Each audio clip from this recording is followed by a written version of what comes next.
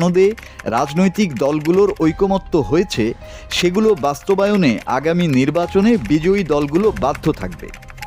সর্বশেষ ঘ, জুলাই সনদে বর্ণিত অন্যান্য সংস্কার রাজনৈতিক দলগুলোর প্রতিশ্রুতি অনুসারে বাস্তবায়ন করা হবে। এই 4টি পয়েন্টের পাশেই থাকবে হ্যাঁ এবং না লেখা ঘর। এই ঘরগুলোতে টিক চিহ্ন দিয়েই জনগণ তার মতামত জানাবে। গত 13ই নভেম্বর প্রধান উপদেষ্টা তার ভাষণে জানিয়েছিলেন, গণভোটের সংখ্যাগরিষ্ঠ ভোট হ্যাঁ সূচক হলে আগামী সংসদ নির্বাচনে নির্বাচিত প্রতিনিধি নিয়ে একটি সংবিধান সংস্কার পরিষদ গঠিত হবে। এই প্রতিনিধিগণ একই সঙ্গে জাতীয় সংসদের সদস্য হিসাবে দায়িত্ব পালন করবেন। পরিষদ তার প্রথম অধিবেশন শুরুর তারিখ থেকে 180 কার্যদিবসের মধ্যে সংবিধান সংস্কার করবে। কিন্তু এখানেই গণভোটের কাজ শেষ হয়ে যায় না। তাহলে এরপর কি হবে?